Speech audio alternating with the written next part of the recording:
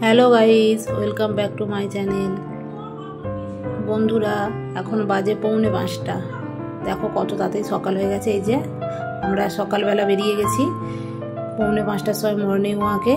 একটু রাস্তা দিয়ে হেঁটে 25-30 মিনিট হেঁটে চলে গেলাম একটা মাঠে, যেই মাঠে ব্যায়াম করতাম সেই মাঠে। এখন তার পাশ দিয়ে সরস্বতী খাল গেছে, মানে সরস্বতী নদী এখন যেটা খালে পরিণত হয়েছে। তো সেখান থেকে আমার মাটি কাটা হচ্ছে, মাঠটা উঁচু করা হবে। আমার হাজব্যান্ড ওই যে গাছের ফাঁকে বসে আছে, গাছ কেটে রেখেছে তার উপরে বসে আছে। আমি ওখানেই একটু হেঁটে নিলাম, রাস্তায় হেঁটেছি, এখানে একটু ব্যায়াম করতাম কিন্তু হলো না, এখানেই হেঁটে নিলাম। সব কাজের আগে তো শরীর না ভালো থাকলে কি আর কাজ হয়, সেই জন্য একটু শরীরটা সকালে একটু আজকে হাঁটলাম। আজকে আর প্রাণায়ামটা সকালে করতে পারবো না, ওটা বিকেলে করবো।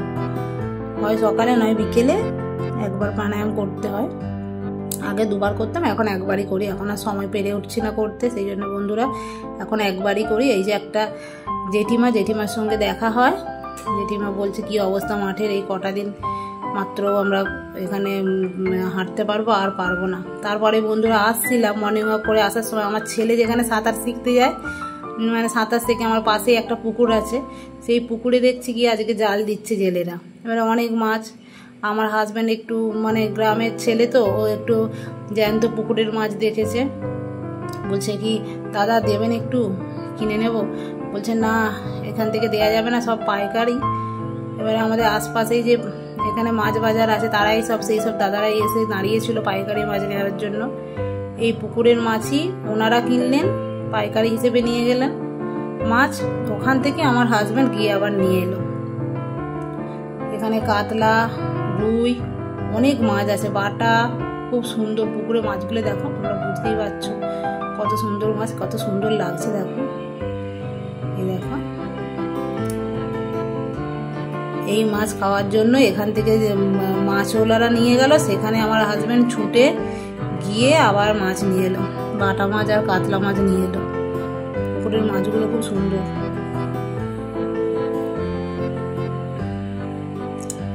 তারপর বন্ধুরা ওখান থেকে তো চলে এলাম।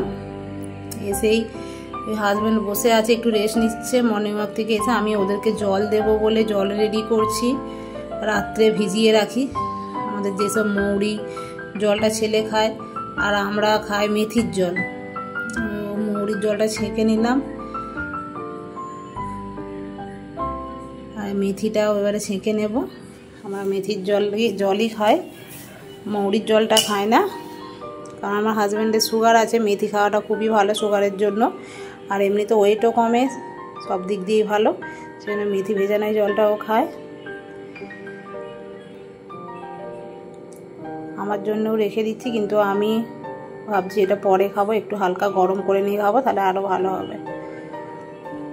তোমরাও কি বন্ধু এরকম মেথির জল খাবে, দেখবে শরীরে যাদের ওয়েট আছে ওয়েটটাও অনেকটা কমবে। আর এই যে একটু মেথি নিয়ে নিলাম, 1 চামচ বা হাফ চামচের মধ্যে ভেজানো মেথি নিলাম।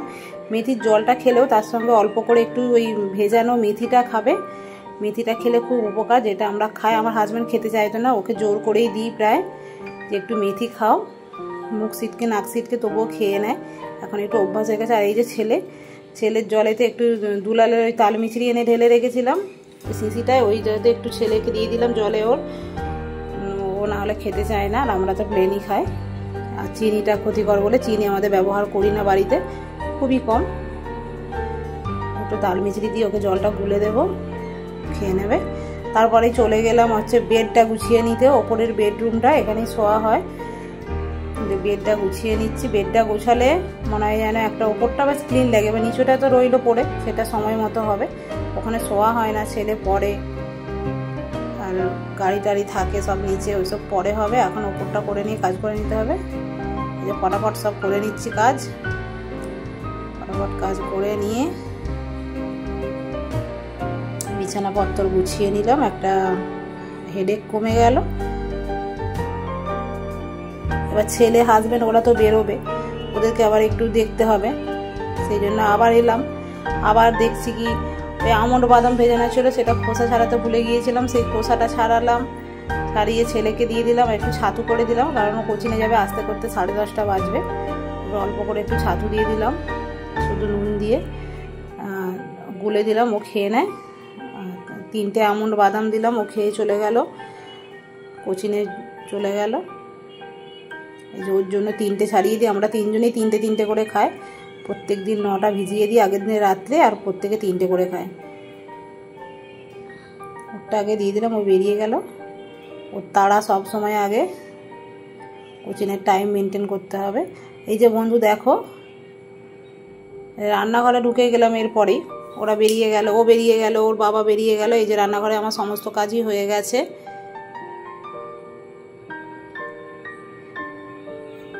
আর ঝাড়ু টাড়ুও দিয়ে দিলাম, এই ঝাড়ু দিয়ে ঘর পর মুছে নেব, নিয়ে এবার একটু নিজেকে মানে চাঙ্গা করতে হবে, চা খেতে হবে। এই যে চা খাবো, তার জন্য একটু রং চা বানিয়ে নিলাম, আর 3টে আমন্ড, একটু খেজুর। আজকে ভাবছি এই ম্যারি বিস্কুটটা রেগুলার খাই, আজকে আর ভালো লাগছে না, একঘেয়ে হয়ে গেছে। একটু টোস্ট খাবো, 2টো টোস্ট বিস্কুট নিয়ে আমিও বসে গেলাম চা খেতে। এই চাটা খেয়ে আমার দিনের সকালটা শুরু হয়। এটা খাবো, তারপরে এই ফ্রিজ থেকে ফল বার করে রেখেছি, ফলটা খাবো। টিফিন তো হয় না, টিফিন বলতে এটাই, টিফিন আমি খেতে পারি না, ভালো লাগে না খেতে টিফিনটা। আমি এই জন্য এইভাবেই এই সকালে খাই। আর অতিরিক্ত কার্বোহাইড্রেট জাতীয় জিনিস খাওয়াটাও তো ঠিক নয়। সেই টিফিন খাওয়া মানে হয় রুটি, নয় পরোটা, নয় মুড়ি, সে যেদিন যেরকম ঘুরিয়ে ফিরিয়ে, সেই জন্য আমার টিফিন খায় না। চাটা খেয়ে নিলাম, চাটা খেয়ে চলে গেলাম। হাজব্যান্ড আবার মাছ কিনে, ওই যে মাছ বললাম ওখান থেকে, বাজার থেকে ওনারা নিয়ে গেলেন, ওখান থেকে আবার মাছ নিয়ে এলো। এই মাছ আমি পরিষ্কার করব, কেটে কুটেই এনেছে, মাছটা পরিষ্কার করে ধুয়ে নেব। আর বন্ধুরা, মাছ তো সিঙ্কের মধ্যে ধুলে পরে আঁশগুলো সিঙ্কের মধ্যে আটকে যায়, সেই জন্য একটা এই যে জায়গাটায়, থালাটার মধ্যে জায়গাটা যে নিয়েছি ওটার মধ্যে মাছের আঁশ টাঁশ, এই যে নানা কিছু যেসব নোংরা বেরিয়েছে সেইগুলোকে আমি এইভাবে পরিষ্কার করে নিলাম, সিঙ্কের মধ্যে ফেলি না কিছু।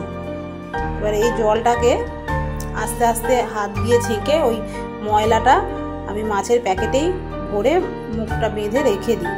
আর আমাদের ময়লা আনতে আসে একদিন ছাড়া, ওই গাড়ি এলে আমি দিয়ে দিই তখন।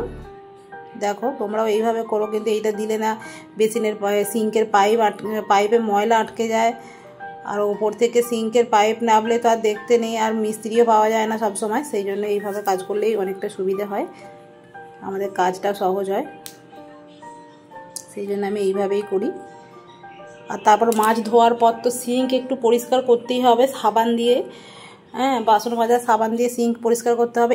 এর মধ্যে আর কোনো কিছুই কাজ করতে ভালো লাগবে না, যে এই নোংরা সিঙ্ক পরিষ্কার হলো, কিন্তু সেই যে আষ্টে গন্ধ, সেই আষ্টে গন্ধটা কাটানোর জন্যে তো সিঙ্কে একটু সাবান দিয়ে ভালো করে, যেমন বাসন মাজে ওইভাবে মেজে নিলে কি হয়, ফ্রেশ হয়ে গেল, না হলে ভালো লাগে না। অনেকে মাছের এর ওপরেই অনেক কিছু সবজি টবজি হয়, সেটা উচিত নয়, এতে করে ক্যান্সারের জার্মস হয়। কাঁচা মাছ মাংস ধুয়ে এইভাবে সাবান দিয়ে না ডলে ডলে ধুলে, হ্যাঁ, এরপর তুমি সবজি বলো বা ওই হাতে তুমি বাচ্চাদের খাবার দাও না কেন, ওটা ক্যান্সারের জার্মস কিন্তু বহন করে।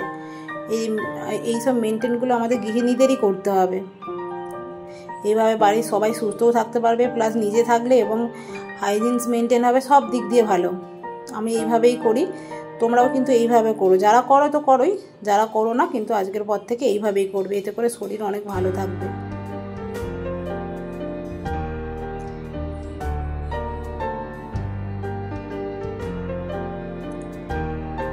প্রত্যেকটা নারী বাড়িটাকে সুন্দর করে গুছিয়ে রাখে, যেমন আমার ছোট্ট বাড়ি, আমি নিজেই সেটা গুছিয়ে রাখার চেষ্টা করি। এই সব চলে এলাম রান্নাঘরে, এবার রান্না বান্নার পালা।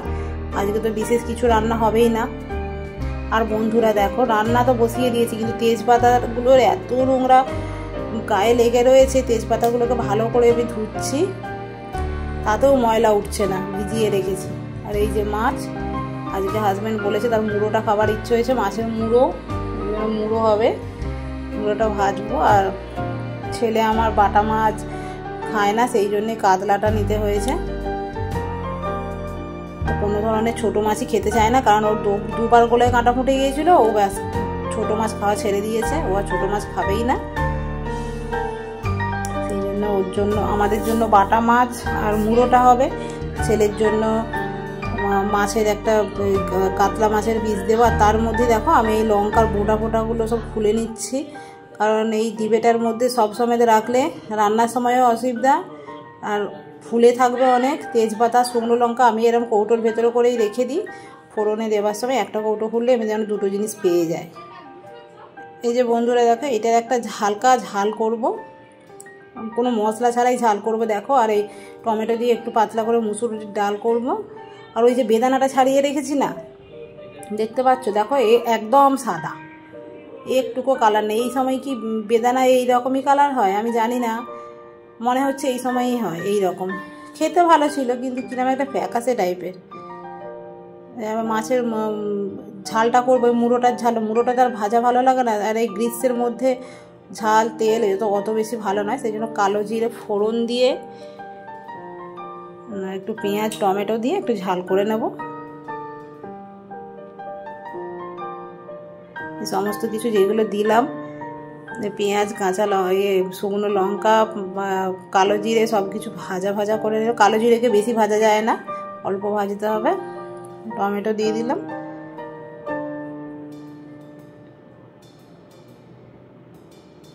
এইভাবে হালকা পাতলা গ্রিসের সময় খাওয়া ভালো, বেশি অতিরিক্ত ঝাল মশলা একদমই নয়।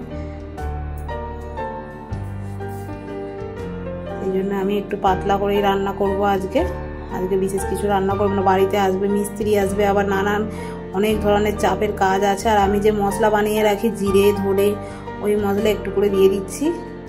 তাহলে কি হয়, আমি সরিষা বা পোস্ত নানা অন্যান্য কিছু আদা রসুন পেস্ট এইসব কিছু না দিয়েই যে অল্প একটু গুঁড়ো লঙ্কা দিলাম, আর জিরে ধনে দিয়ে দিলাম, হলুদ দিয়ে দিলাম, এইসব দিয়ে ভালো করে নেড়ে চেড়ে একটু চাপা দিয়ে দেব। চাপা দিয়ে টমেটোটা পেঁয়াজটা সব নরম হয়ে যাবে।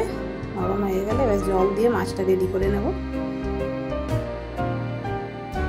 তোমরা কিভাবে মাছের তরকারি করো, মাছের রেসিপি বানাও বন্ধুরা আমাকে জানাবে। আমি তো সব রকমের মশলা দিয়েই করি, কিন্তু এই গরমের সময় একটু পাতলা রান্নাটাই ভালো, শরীরের পক্ষেও ভালো আর খাওয়াও ভালো। অতিরিক্ত মশলা খেলে গ্যাস হয়, তার জন্য অতিরিক্ত মশলা না খাওয়াই ভালো। মাছটা ভাজাই করতাম, কিন্তু মুড়োটার জন্যই আজকে ঝালটা করতে হলো। এই যে একদম পাতলা কালো জিরে দিয়ে একটু জল দিয়ে পেঁয়াজ, কাঁচা লঙ্কা, টমেটো এইসব দিয়ে ভালো করে নাড়িয়ে নিয়ে ব্যাস হয়ে যাবে। এই যা পিতা কাজ করতে করতে রান্না করতে করতেই বেদানাটা খেয়ে নিচ্ছে। একটা করে রেগুলার ফল খায় বন্ধুরা। আমার হিমোগ্লোবিন অনেক কম ছিল, এই ফল রেগুলার একটা করে খেয়ে খেয়ে হিমোগ্লোবিন আপনার থেকে নিজে নিজে অনেকটা বেড়েছে। আমি সেই জন্য এখন রেগুলারই ফল খাই। এই যে বেদানা, সাদা বেদানা, কোনো কালার নেই, কিন্তু খেতে ভালো। এই এখনের সিজনে এইরকম সময় এইরকমই নাকি বেদানা পাওয়া যায়, কোনো বেদানাতেই কালার নেই। রেগুলারই খাচ্ছি, দেখছি রেগুলারই একটা করে সাদা সাদা মতো ভেতর থেকে সব বেরোচ্ছে, লাল লাল নয়। নুনটা চেক করে নিলাম, দেখলাম একটু নুনটা লাগবে, নুনটা দিয়ে দিলাম। নুনটা দিয়ে ঝোলটা ফুটে গেল। ঝোলটা ফুটে যাওয়ার পর মাছের মুড়োটা দিয়ে দিলাম। আর ছেলের জন্য একটা পিস দিলাম, কারণ ও ছোটো বাটা মাছ খায় না, মুড়োও খায় না।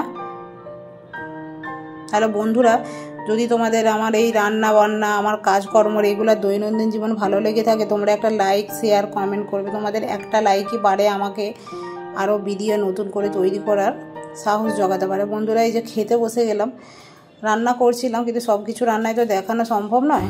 ওই আলুর চোখা বানিয়েছিলাম পটল দিয়ে, এই বাটা মাছটা ভাজা নিয়ে নিলাম, আর একটু কুমড়ো শাকের চচ্চড়ি আমার মা করেছিল, কুমড়ো শাকের চচ্চড়ি দিয়ে গেল, সেই চচ্চড়িও নেব। আর এই মাছের একটু এটা নেব, একটা মুড়ো নিয়ে নেব, আর ডাল আছে, ডালটা নেব। হ্যাঁ, দই তো রয়েইছে রেগুলার। বন্ধুরা, তাহলে তোমরাও খাওয়া দাওয়া করে নাও। কেমন লাগলো ভিডিওতে জানাবে কমেন্ট করে, একটা সাবস্ক্রাইব করো, পাশে থেকো। আজকের মতো দেখো আমি খেয়ে নেব।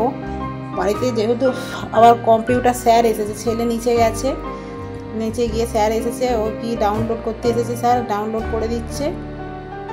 ও এসে পরে খাবে, আমি খেতে বসে গেছি, ওর বাবাও বসেছে, ছেলেও এসে যাবে এক্ষুনি।